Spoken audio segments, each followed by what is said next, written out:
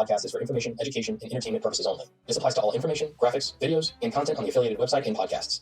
The aforementioned does not constitute medical advice, nor does it establish any patient-physician relationship. The information and content on this website do not substitute for any professional medical diagnoses, treatment, or advice. Seek advice from a qualified healthcare practitioner for any questions you have concerning a medical issue, including treatment.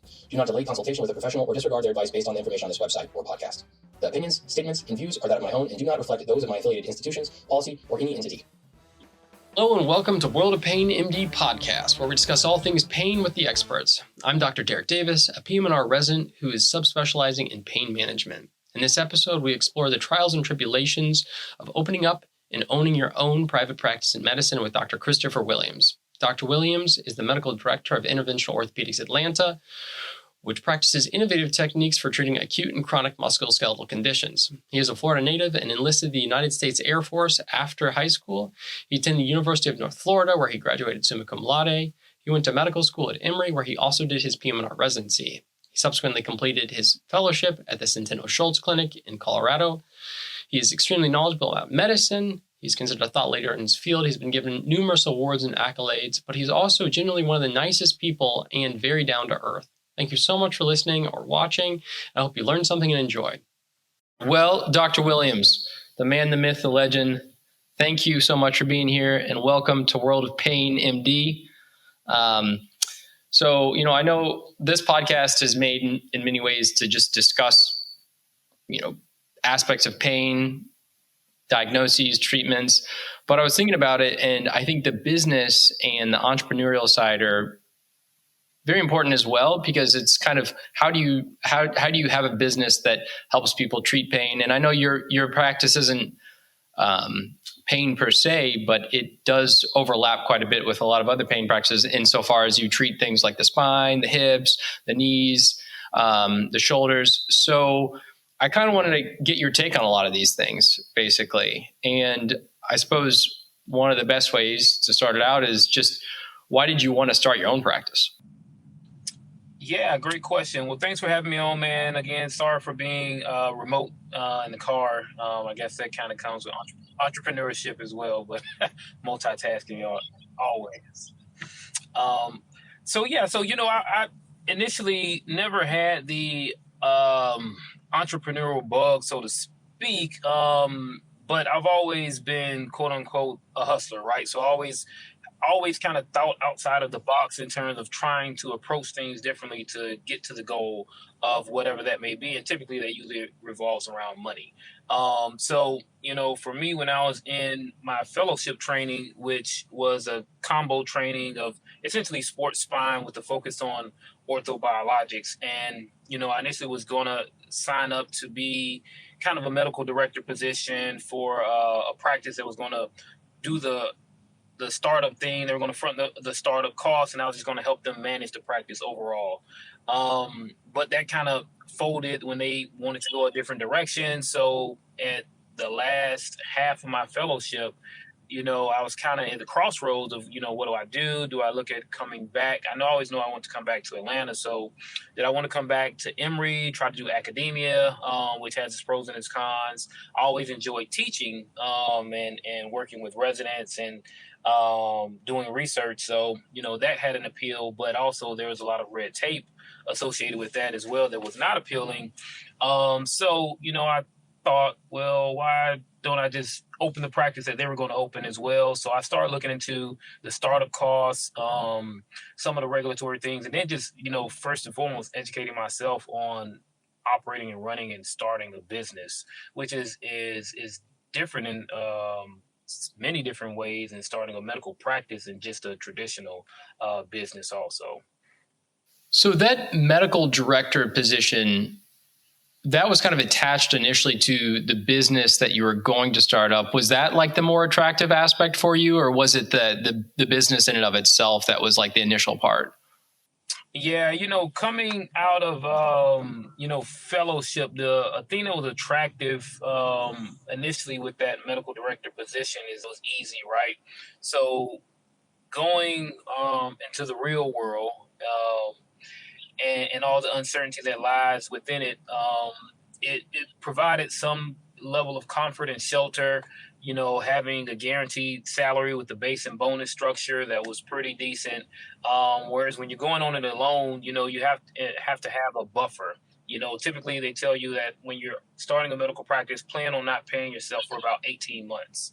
And so that's tough. You're really going to get yourself in some level of significant debt if you're already not there from your medical training, or unless you have a partner that you can, ride that wave and lean on, so to speak, to provide some of the financial resources for the household while you're starting the medical practice up. And for me, I was in that fortunate position. My wife's an OBGYN, so, she kind of allowed me to, take a step back and focus in on the practice. And I was actually able to start paying myself at about, 4 to 5 months with starting the business, with cash flow being in a good space. So it kind of turned around relatively quickly.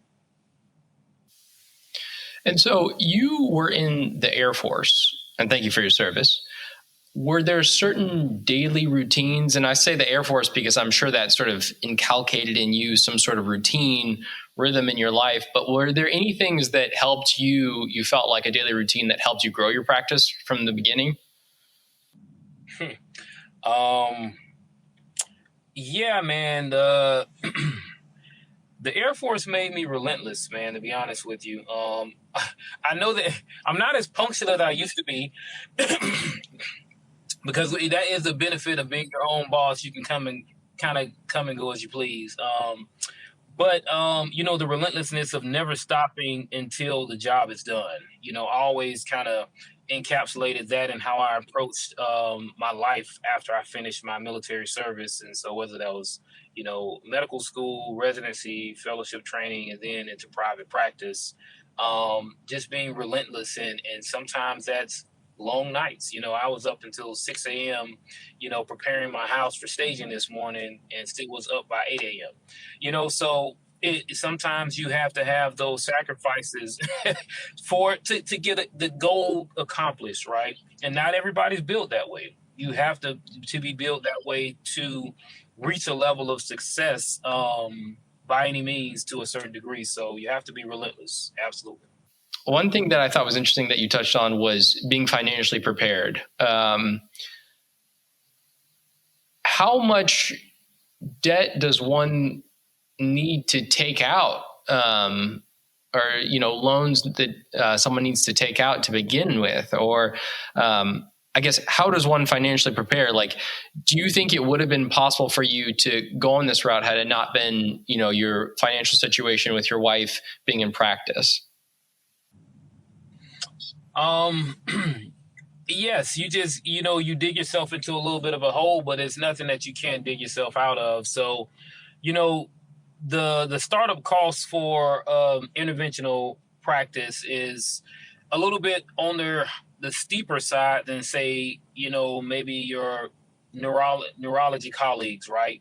Because of the equipment costs that go into it. So, you got your C-arm, for me, I have 2 ultrasounds, and then, the build out costs. And so hindsight being 2020, I could have probably decreased my startup costs by about 50% if I had looked at it a little bit differently. But, as being someone that was coming from fellowship, there were things that I did not know and didn't really have much in the way of mentorship. So I would have gotten refurbished equipment instead of brand new equipment.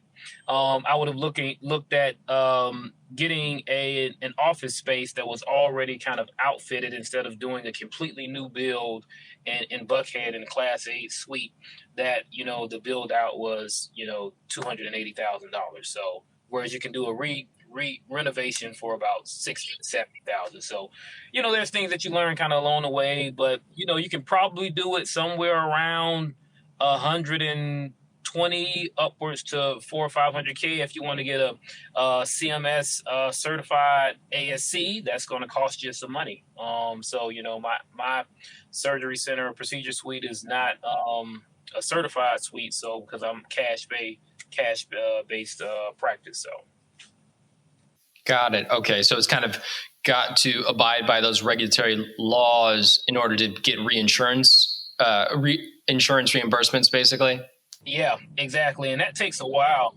It is, for CMS. So you have the CON rules, the certificate of need for given locations, and that makes it difficult to actually get ambulatory surgery centers outside of a hospital as well. So there's that kind of red tape. And then there are certain inspections and requirements with airflow and the build out requirements that add a significant amount of cost onto it if you want it to be regulated and fall into the purview of CMS to get reimbursement also. I'm sure that's kind of a scary prospect when already you are planning on not paying yourself for, come 18 months. Then you've got this kind of big holdup when it comes to getting these regulatory check marks as well. But when it comes to initially starting something up, another consideration would be like legal preparation. Was that something that you had in mind to have consent forms, to talk to a lawyer? Like, how did you prepare for that? Yeah, absolutely. I mean, it's always wise to have some form of, legal counseling from a medical standpoint, from a structure of your organization, whether it be a tax attorney to figure out what's going to be the most advantageous for you, whether it be LLC to S Corp or whatever the structure needs to be. But then also from, like you said, consent standpoint as well, but also CMS, when you're living in that world, you want to make sure, things are above board in terms of having patients fill out the advanced beneficiary notice and different things like that to make sure your reimbursement is not going to be affected, or that you're going to fall into a situation where you're undergoing clawbacks after an audit and having to owe the government money back from that standpoint as well. So you have to be very careful. For me, it's a little bit clear cut when doing things primarily in the cash base. You have to be careful from a legal standpoint to make sure from a consent, perspective that's always kind of black and white and as crystal clear as possible. And you kind of learn that a lot in fellowship, because that can be a daunting piece as well, kind of the legal risk when things go wrong or things happen, as they always do. But yeah, you definitely have to be familiar and aware with that. Fellowship was good with kind of preparing you with that, for that in a certain degree. It's a little bit different and I did a private practice fellowship, but when you're in academia, it can be a little bit different. You can be shielded from those things to a certain degree, and just kind of focus in on the work of things. So try to stay tuned and stay focused in peeling back the layers of the onion of, okay, well, what is the actual paperwork that the patient is filling out, and what does it say, and why does it say that, When you first started out as well, how did you market your business? How did you make people aware you were here, what you did? Yeah, man, marketing is probably the most important. Well, the two things for the success of a business, marketing is really one of them, but then also good patient outcomes, which goes hand in hand with marketing. So, the best marketing dollar that you'll ever spend is having a good patient outcome, because that does better than any Facebook marketing, Google AdWords, etc. But initially I kind of, as they say, pounded the pavement.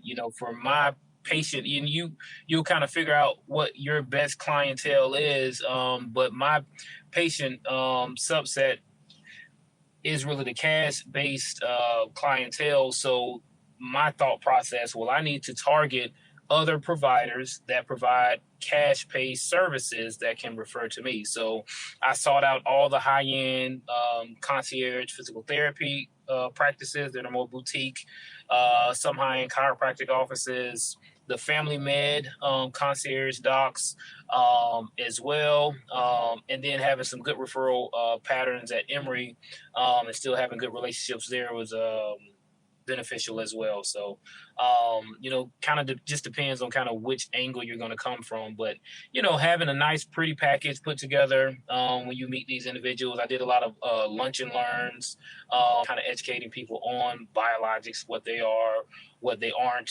who's a good candidate, who's not a good candidate, and when to refer as well. And that really helped to pay some dividends both ways as I established good referral patterns to good PTs and other providers that I could trust. It came kind of both ways, full circle. And you're talking about lunch and learns. Are you like knocking on doors? Are you sending emails? Are you doing cold calls? Or like what method did you find best to get in contact with the people you needed to be in contact with? Yeah, the people that were the most receptive initially were the physical therapists. They actually kind of sought me out to a certain degree because there's such a small number of providers doing what I do that they would come to my office and bring me and my staff lunch and just kind of want to hear what I do as well, because they know that, it pays them dividends as well, because every patient that I treat they always have to do some level of biomechanical work afterwards and physical therapy after their treatment. So that was always the easiest kind of way. I did go out to a couple of practices, with my, suit and folder and all that, kind of doing, kind of cold call, so to speak, and providing some packets of information as well. I don't know that I necessarily found that as helpful. I think one of the things that was very helpful is once you start treating people, finding out, who their therapists are. And when you start to work with people and you start to get good outcomes and their therapists see that, then the therapist becomes a little bit more interested as well. The cold call stuff, I don't find it was as beneficial as just kind of word of mouth and people having had the treatment, having good outcomes and working directly, with the therapist one-on-one and kind of being the proof, so to speak, of the outcome. When you first started up, did you establish for yourself, these are my 5 and 10-year goals? Did you think about it kind of in that aspect, this like future, this vision you had? Or did you say like, I just want to, get boots on the ground. I want to start this thing? Yeah, I think you always kind of have to think about, short, mid, long-term, and end game off the onset, right? So that way you can always be thinking about an exit strategy. Initially, I wanted to ideally be able to pay myself a salary within 12 months. And then the next goal for me was I wanted to be able to collect $1 million in revenue for the year. And then after that, the next goal was I wanted to be able to grow my practice and either get a second or third location or have more providers in-house, which then you have to be forward thinking when you're doing your initial build out is how many providers do you want to have under the same roof as well. And I found out, kind of just thinking about it and experience and talking to others, it's much more cost beneficial when you grow your practice under one hub than trying to, branch out into multiple locations until you've maximized the office space at one location first, because the overhead is significantly more per location than adding a provider at one location, right? And then also kind of looking at, how long do you want to do this, right? How long do you want to be in private practice, be an entrepreneurial and practice owner, and how long do you want to be in medicine? And then you kind of backtrack from that to be able to come up with the strategy can allow you to hit those goals as well, Was there ever a point that you looked back and were like, I have made it? Like I achieved all the things that I wanted to, and you felt like a success? Yeah, man, there's several, because like I say, man, coming from where I come from, man, growing up dirt poor in public housing, just being able to finish medical school is not something that, my cohort and people that I grew up with has done. So, the people that I know growing up, I'm already a celebrity in their eyes, but my own personal, idea of, success and making it, I feel like once I was able to finish my last textbook, that was kind of like the ultimate cap in the feather for me because I didn't feel like, I felt like I had already made, Emory 40 under 40. I had published a decent amount of articles. I've lectured everywhere, and I've written essentially the standard textbook on this field as one of the main editors for it. So I felt that, I could go on and feel comfortable with pursuing other endeavors outside of this field or medicine without feeling like I didn't leave any stone unturned and feeling complete, to be honest with you. So it was almost some academic, it wasn't a financial goal that you achieved that you were like, I made it. It wasn't like a throughput for patient, visits. It was some of the more academic accolades that you were really proud of. Yeah, I think those stay with you, man, because I just ultimately have come to realize that, you can't put a lot of stock into things that are fleeting, that will not remember you after you move on, right? So, your ultimate legacy is of your friends and your family and your loved ones, your offspring, etc. And so for me is I just, the type of medicine that I do, excuse me, is not, if I wanted to do it strictly for monetary reasons, I would not be doing it, right?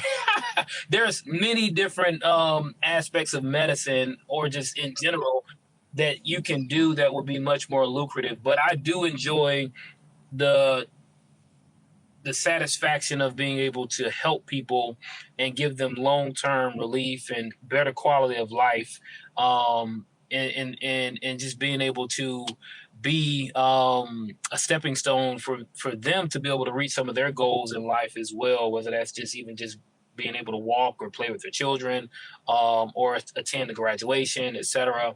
And have those relationships with patients where patients just text me and call me and ask me how my family's doing and stalk me on my social media as well, which is rewarding in and of itself, Yeah.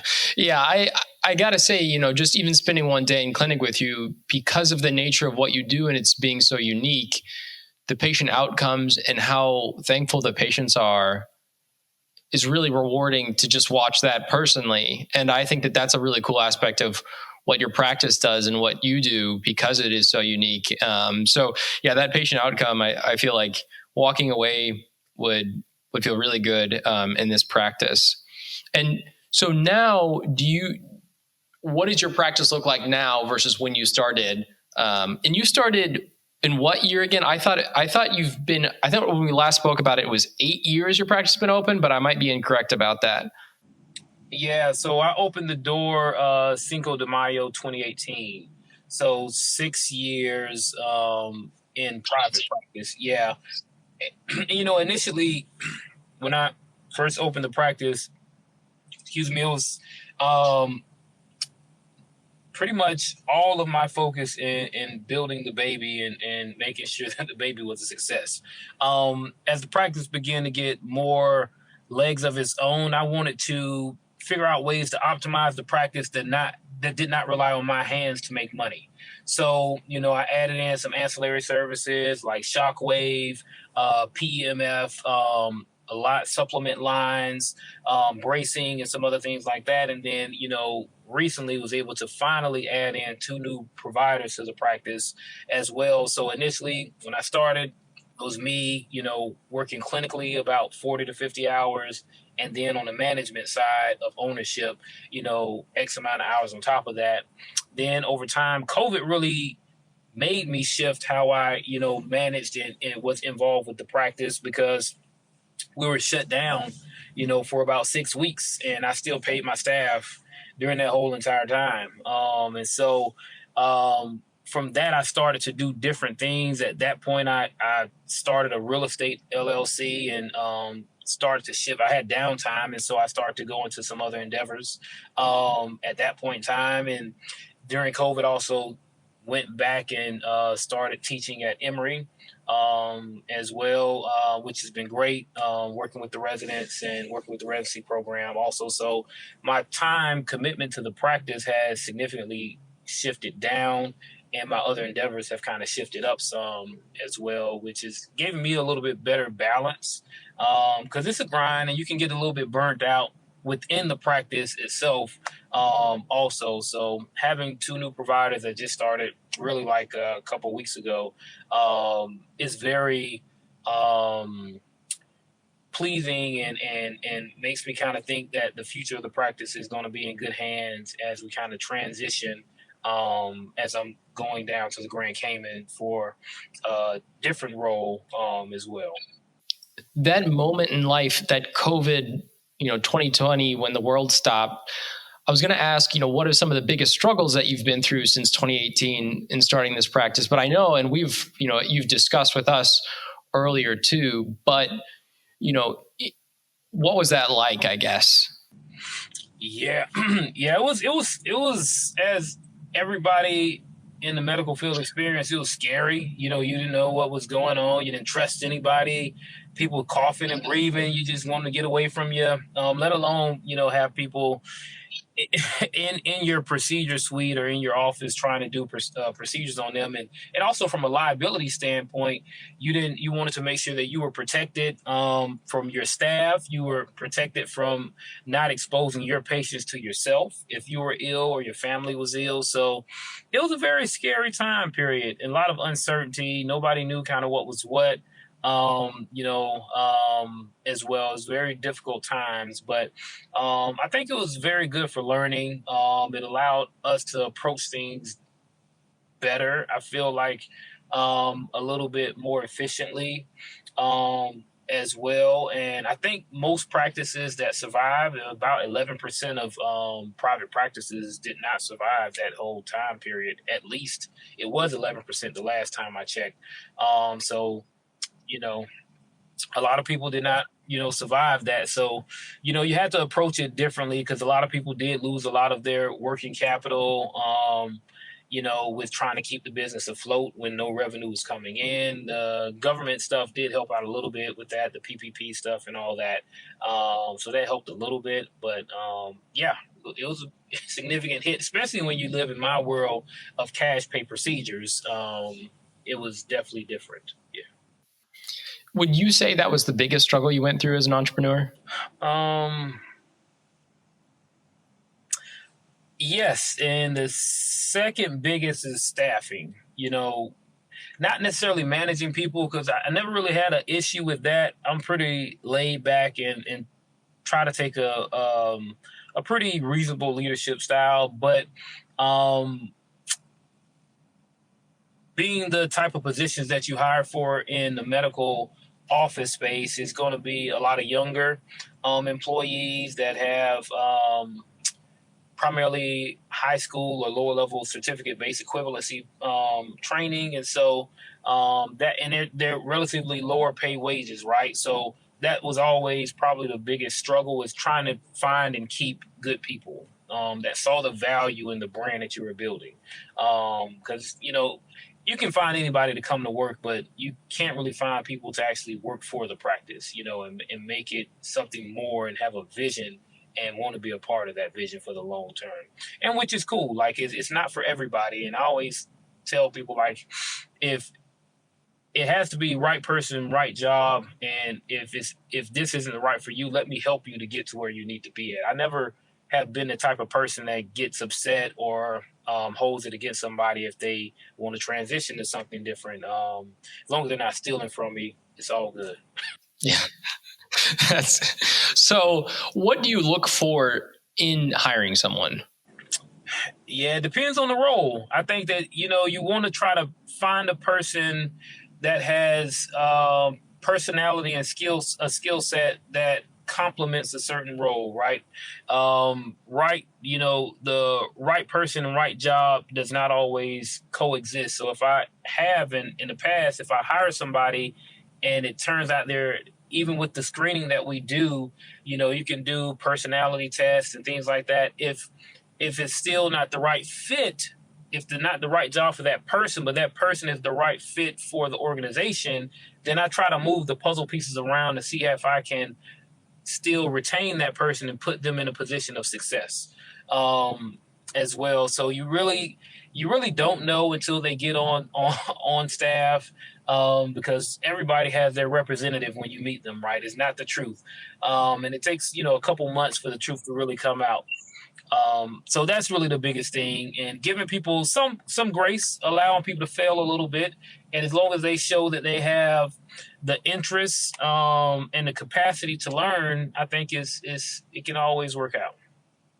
So in discussing kind of the struggles, what have been the biggest highlights for you in this journey since 2018?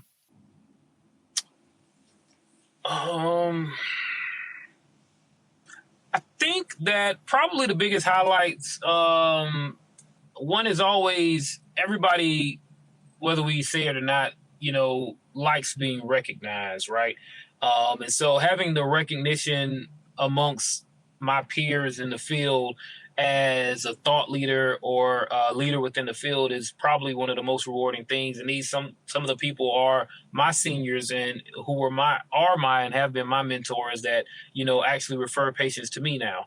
So that's always rewarding. And then just the patient outcomes, to be honest with you, man, that always is a very rewarding and warming feeling, being able to get people some long-term good outcomes for sure. I know I'm with a really important attending or doctor when every single time I'm in either the procedure suite or a clinic room and they look at me and they're like, "You're really lucky, kid," because they're just like, "Oh, this doctor's treated me so well and they've, done things for me and I feel much better now." So that's, and that happened with you, and I was just with you for a day. So, how have you changed throughout this experience?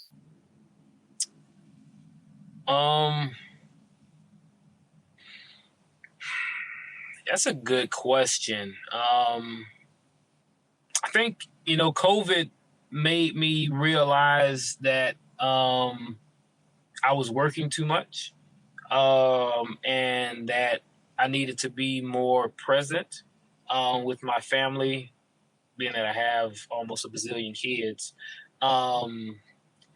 So that's probably one of the biggest things. And also that I have to reinforce barriers better with patients as well. So, because of the type of practice I have, most patients do have my cell phone number. And so, they text, they call sometime on the weekends and things like that. And I just learned to just ignore it. If it's not anything that's critical, then it's okay, I think, for a patient to text or something like that, but they also need to realize that should not be taken for granted, and to also just go through the proper channels, call the office, go through the queue, or email me. If it's something critical, by all means, pick up the phone and call for a lifeline. I'm happy to help.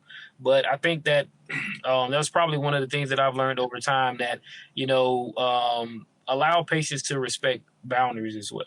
And with that, in asking this question, is there anything you'll never compromise on? Is that maybe one of those things, or what did you tell yourself you would never compromise on when you first started the practice, or I suppose in large part just become a doctor? Yeah, that's a good question. This is probably one of the things that patients hate and love about me at the same time, is that I'm often late. I often run late, right? And I always tell people that is when I'm in the room, is blinders on, right? Everybody gets the time that they need. And sometimes I've been in a room with a patient for 2 hours before.